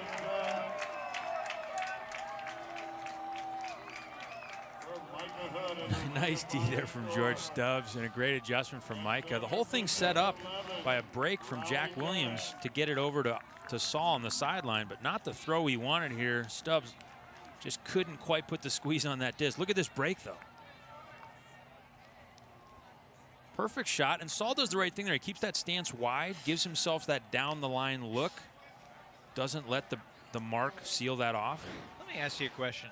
If George Stubbs is the offensive player there, you think he makes that catch, right? Yeah, I don't know. Probably. He probably does. He at least tries, right? But as the defensive player, so often you just have a different mindset, and you're trying to mack it down or deflect it any way you can, and it doesn't work out.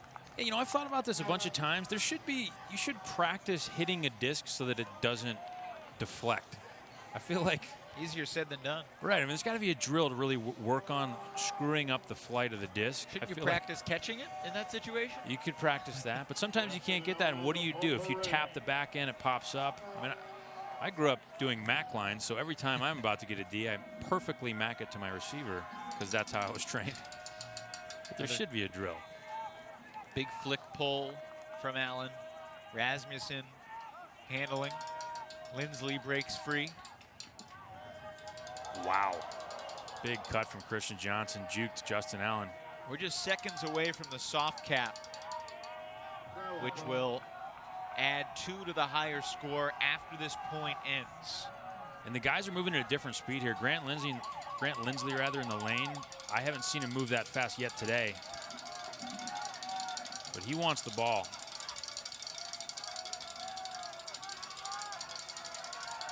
Schlag narrowly makes the catch. Jeff Nordgren, ring rookie, laying out on Schlag there.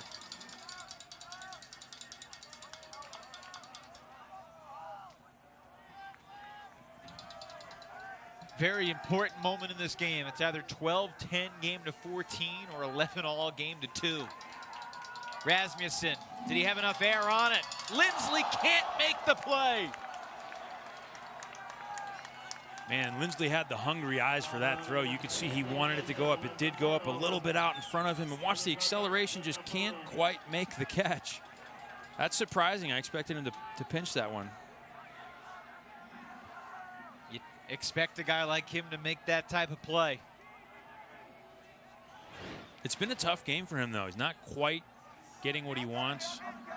Lost a couple discs in the air. Tough drop here. Pick downfield. Kittredge will catch up with Richardson. It's worth mentioning Richardson's doing a great job against Bo on D. He really can handle his size. He's in the right position. He's got great physicality, and he's got great hops. He really can't afford to just air it out. Justin Allen has made that rising backhand a big part of his game. Eli Kearns laying out a couple times on the mark of Nethercutt. And when you don't have Nathan White's reach, you have to dive a few times. Big fake from Nordgren.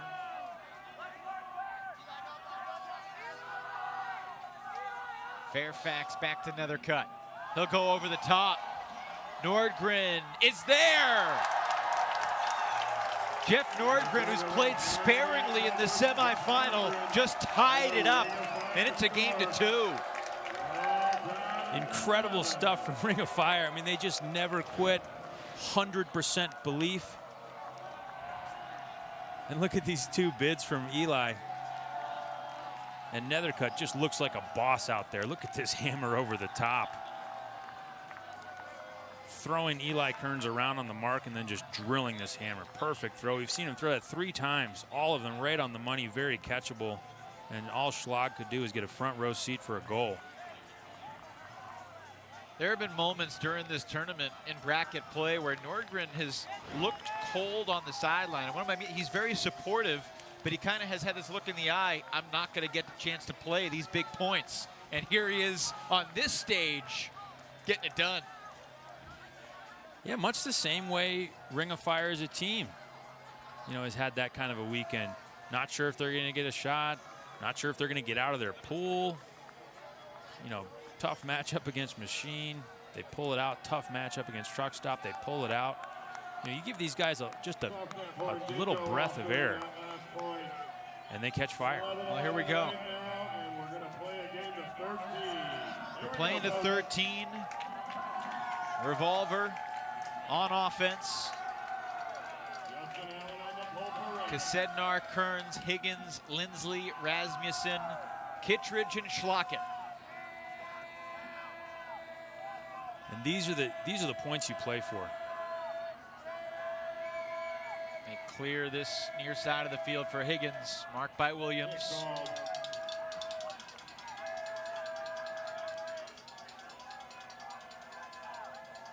Cassidy still has a step deep.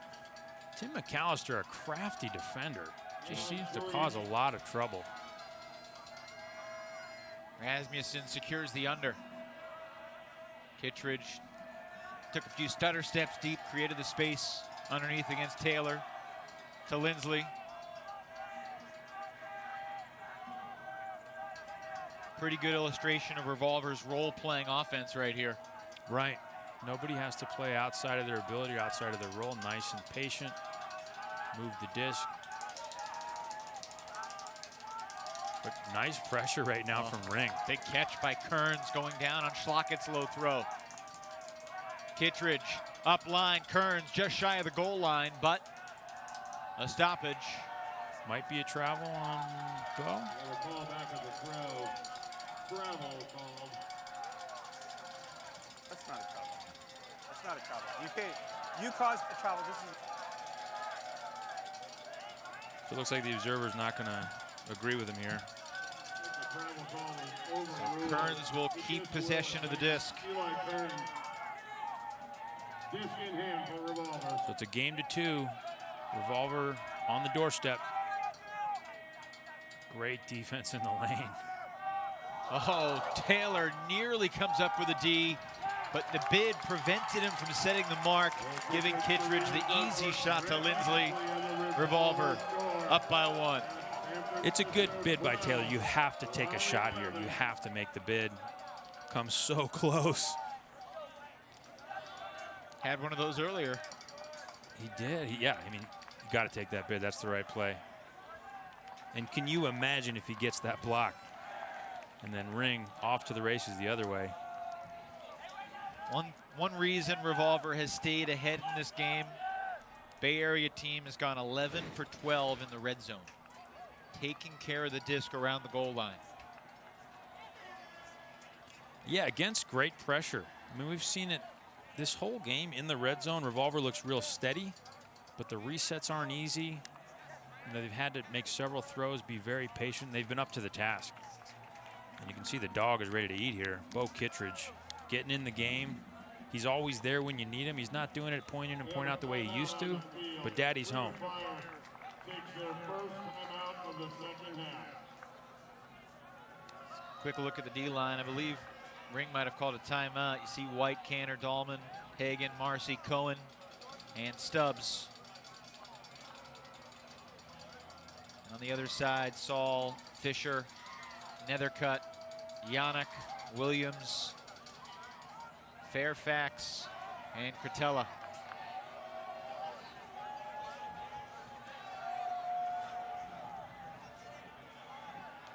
David Allison, who was one of the coaches of the University of Virginia women's team that went to the semifinals in Raleigh this past Memorial Day weekend. Lives in Raleigh, has helped Mike Denardis coach Ring this season, helping to lead the offense.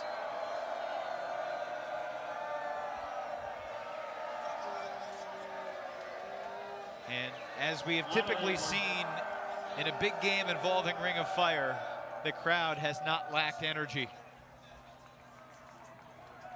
Now it's a mixture in the crowd of some of the nation's best players who are still smarting that their seasons have frustratingly come to an end too soon. They'd much rather be on the field than in the stands. And of course, you also have plenty of Ultimate fans who have made it to Rockford to watch Club Nationals 2016.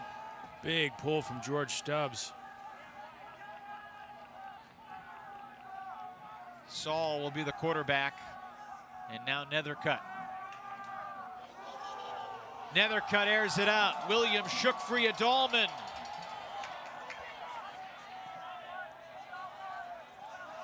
Lefty for Saul.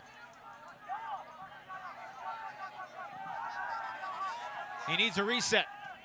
He's got Cretella. How about this transition defense from Revolver? Well, it's punched in regardless. 12 all, and it'll all come down to this next point. Wow, this is incredible. And what a throw from Nethercutt. Sets this up. He's got the tough mark on him. Starts downfield this time. Looks at it once. The crowd was all wondering why he didn't throw it. And look where he releases that. Pulls it up to his shoulder height to avoid the long arms of Nathan White. Perfect throw. And good patience by Noah Saul and the rest of the guys to punch this in against some, like you said, some really good transition defense. It was impressive how Jack Williams set up that cut to shake free of Lucas Dahlman. Oh, wow, yeah. Both in the end zone and here. You can see Dahlman kind of make a bid for the under. Yeah, you might not want to put Dahlman on him next point. Well, you always wonder who's going to be on the field on a universe point with the season on the line, and we're about to find out. This is incredible. The 13 seed is on the brink of pulling a gigantic upset. Of many huge upsets this weekend by Ring of Fire, they got a chance to send Revolver home in the semis. It's Kasednar, Higgins, Lindsley, Kearns, Rasmussen, Kittredge, and Schlockett, who's kneeling to the right. Looking as calm as he's ever been. He's picking some grass. What do you think he's thinking about right now? He's nothing, man. He's the Zen master. Just a blank mind, a pond without a ripple on it. Joel Schlockett. You wouldn't think that his entire club team's season is on the line right now. The defensive line for Ring, you got Nethercutt, Allen, Taylor. Tim McAllister gets the nod with Noah Saul.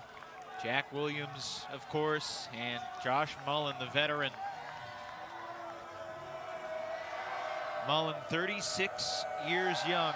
He's a year older than Bo.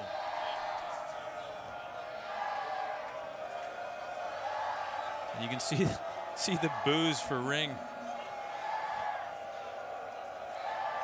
I think in good, I mean, as a fan, if you're here watching Ring of Fire, you got to like the way they're playing. They're having a good time. They're making big plays. And I'm not seeing, you know, I mean, they might have that reputation of being a little cheap or a little physical. I'm not seeing that at all today. These guys are playing fantastic ultimate.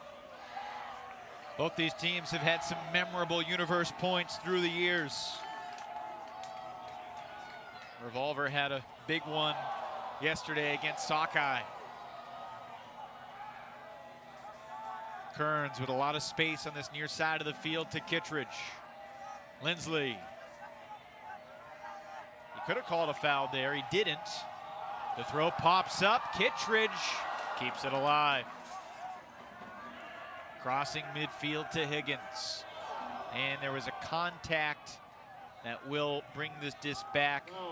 Perhaps, no, it's going to stay with Lindsley, but Kasednar barreled through Mullen.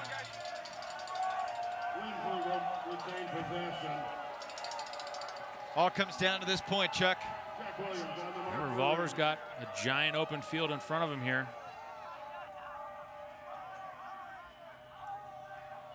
Lindsley gets it to Kasednar, beating the Mullen pressure. Yeah, steady as they come right now from Revolver. Lindsley into the red zone. Looks like another foul or pick. Revolver trying to do what they do. Play boring offense to win the game. In the red zone, right? We've said it all day. They've been steady in the red zone. Let's see if they can do it one more time.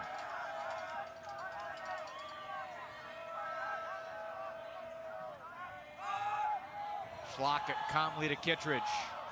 To Schlockett, he's in. Joel Schlockett has scored a lot of important goals this year. And this one is high up on the list to send Revolver back to the championship game here at Nationals. Really incredible. Captain quads right when you think he's maybe asleep, not paying attention, not fired up. I mean, before that point, he might have been thinking about his tax return, and then all of a sudden, he's torching you up the line. He's cutting across the middle and clap catching it for another of so many big goals for Joel Schlockett. And watch this horizontal cut he makes on the goal line.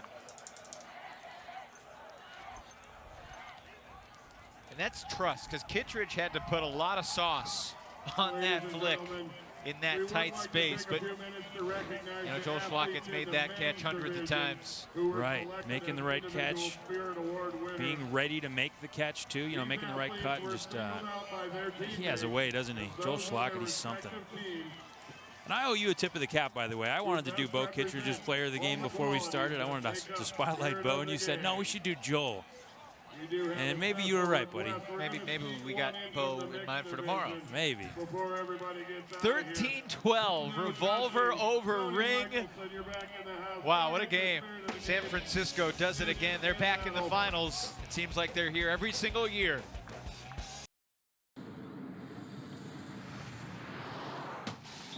The 2016 USA Ultimate National Championships are presented by Discraft Ultrastar, the official disc of USA Ultimate. Discraft Ultrastar is now available at over 1,900 U.S. retail locations, including all Dick's Sporting Goods and Hibbett Sports stores.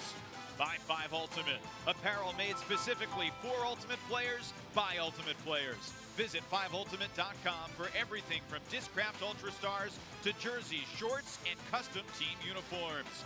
And by USA Ultimate, the national governing body for the sport of Ultimate in the United States. For more information or to find out where to play Ultimate in your area, visit usaultimate.org.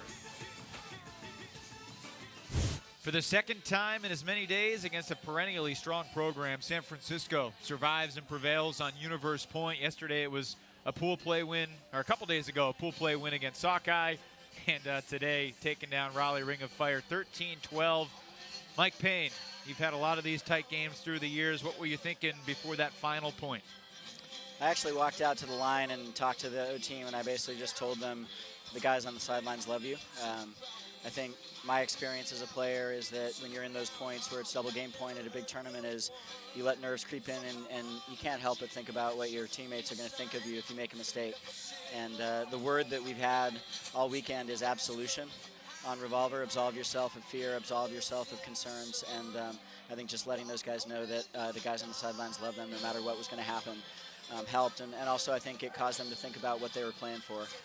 So I think we were pretty even keel on that, and I think you saw it on the field. There was no risky throwing. Well, it looked like Joel Schlockett on the line was as cool as a cucumber, kneeling in his own world, and of course he comes through on the goal line, making the catch for the winner.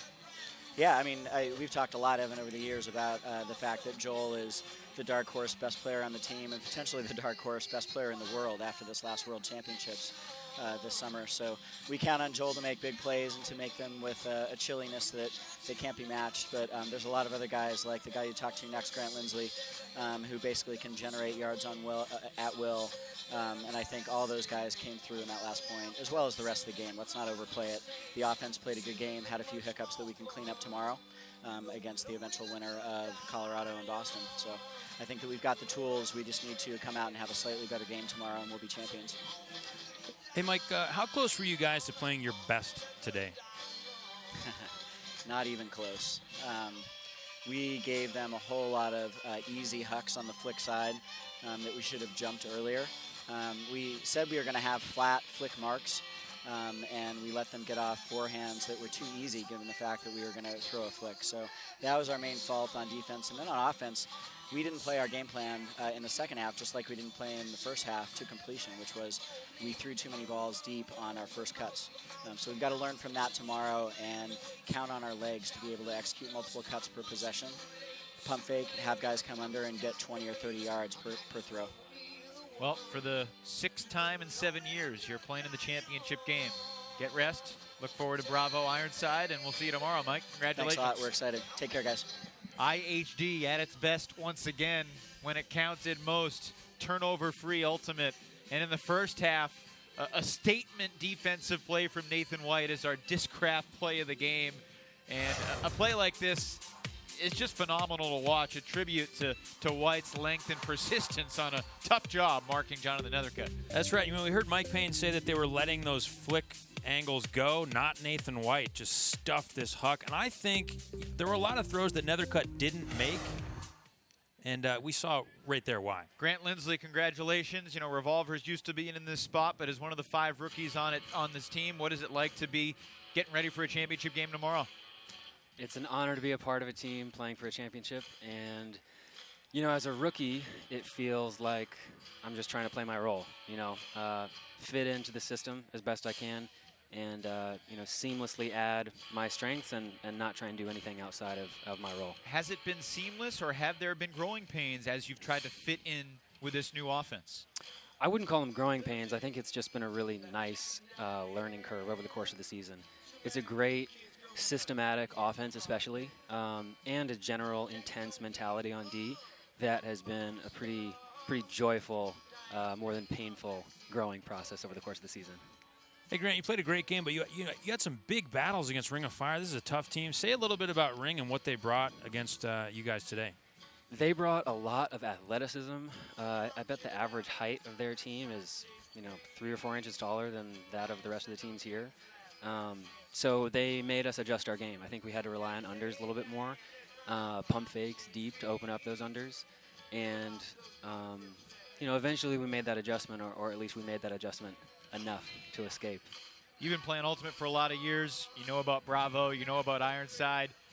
What are your thoughts on each of those teams and the differences in preparing for both of those heading into tomorrow? I think we'll probably start our preparations in earnest once we know who's come out on top of the game later this afternoon. But, Bravo has consistently played a really high-quality, possession-focused game, as has Ironside all season. So, I think, like any big game, intensity on defense and possessiveness on offense are going to be the general keys to success against both those teams. Well, congrats on the win today. Look forward to seeing you out there tomorrow. Try to enjoy it a little bit, all right? Thanks, I'll try. Grant Lindsley in his first year on Revolver, part of the O-line that has led them to the championship game. Our 5 Ultimate spirited player of the game, though, is Joel Schlockett for his continued relentlessness around the end zone. He's unstoppable. I don't know what you can do to try to prevent him from hurting you. It's funny. I mean, we see him here on the last point. He just he's like Bo sometimes. He hangs back, but you don't realize how good he can be, how fast he can be, how focused he can be. He turns it on when needed, and he's just one of those guys like Saul, who just hangs below the radar a little bit, but he's a bona fide superstar. And he does it without doing too much talking. We asked to talk to Joel, and once again, he has politely declined our invitation to join us on the broadcast. He just does what he does and doesn't want any glory for it. Revolver 13-12 over Ring. Bravo Ironside coming up at 6:30 Eastern. That's about 87 minutes from now. Looking forward to that one, but for now, we say so long from Rockford. We're halfway home on semifinal Saturday. Slow White over Dragon Thrust, and in this one, Revolver over Ring. For Chuck Kindred, I'm Evan Lepler saying so long for now. To watch this entire match on replay, as well as every other showcase of Ultimate on our family of ESPN networks, log on to watchespn.com. Download the Watch ESPN app. Bravo and Ironside coming up. Revolver over Ring on Universe.